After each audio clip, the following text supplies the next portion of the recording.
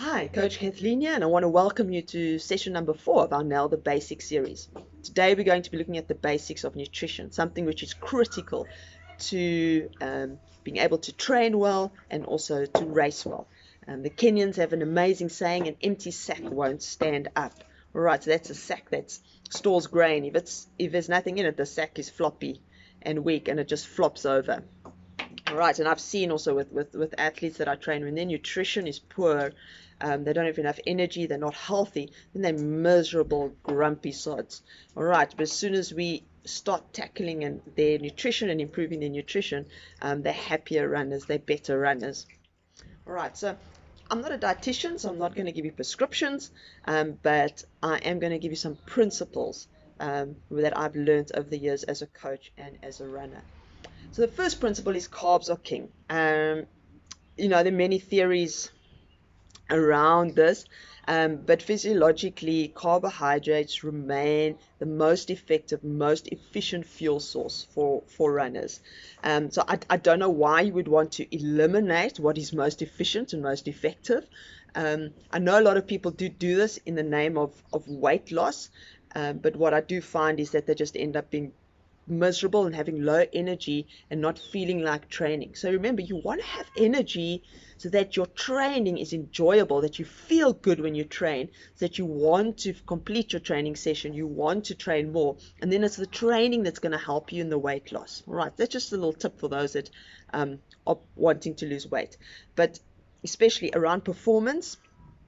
Carbohydrate, okay, if you low on fuel, you're going to struggle. You want the best fuel. Okay, if you're a Ferrari driver, you're not going to put low grade fuel, rely on low grade fuel in a Formula One race. Okay, you want the best, and the best for your body to perform well remains, and always has been and remains, carbohydrates. All right, very important. Be wary of any diets that completely eliminate an entire food group. All right, I would definitely throw question marks around that. Our bodies are designed to utilize all food groups, so you don't want to. That is something just to be wary of, and also just be aware of the fact that magazines and product companies are out to make sales. So you're going to see a lot of promises in terms of products, in terms of certain foods, um, but just keep in the back of the mind, they're gonna over exaggerate because they want you to buy their product, which is fine. People need to do business, but we just need to be wise as athletes. And at the end of the day, your basic rice, potatoes, vegetables, meat meal is the best for you. All right, having a good balance of just every food group on your plate that comes from a normal standard vegetable garden or cow, whatever it might be. All right, we don't necessarily, majority of us, in fact 99.9% of us, do not need to go expend exorbitant amounts on so-called superfoods. We really just need to actually get back to the humble potato, the humble egg, the plate of rice, the basics which have been there over the years, and which, if you look at the diets of the top performing athletes in the world, are actually what they are consuming. All right. So then my second principle is eat to train. All right. So it's very important that you actually plan your day's eating in terms of what training you're going to be doing.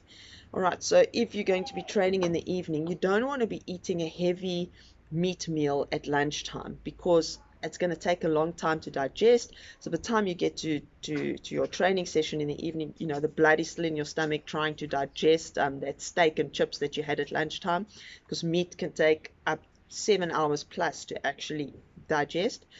Or if you had a curry at lunch, you're going to have a little bit of heartburn and maybe some gas.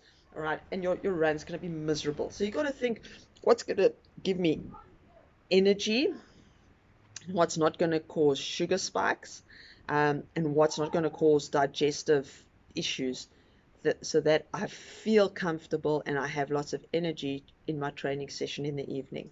All right, and normally that is sort of having very simple lunches like some vegetables, some sandwiches, a little bit of pasta or rice, mostly carbohydrate based so that you've got enough energy, and avoiding things that can cause gastrointestinal distress. And keeping the meat on the light side. I find fish is great. It really digests very quickly in terms of protein, eggs as well, and then chicken sort of as well. But the red meat tends to sit in the belly for a long time.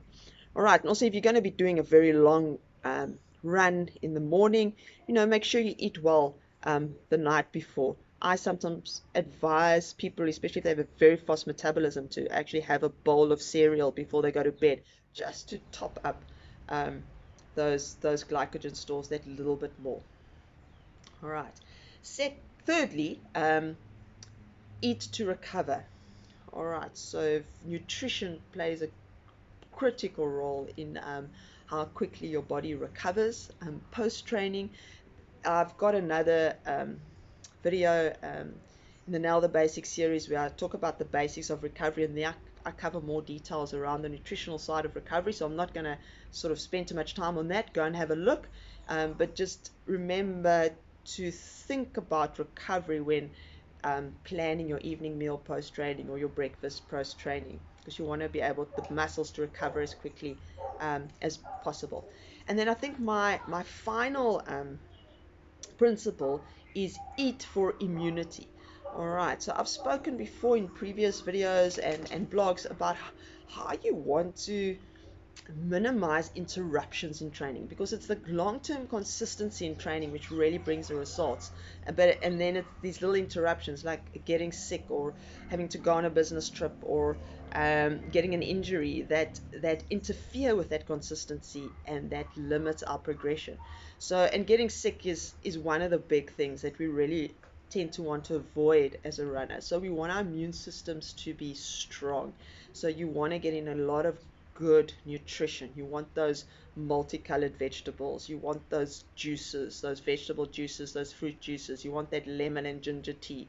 Okay, all that good stuff that really boosts your immune system. You want to be getting a lot of that into your body. A lot of vitamin C. Okay, especially during the winter time, especially straight after a hard training session, so that your immune system is in the best possible position to fight off infection.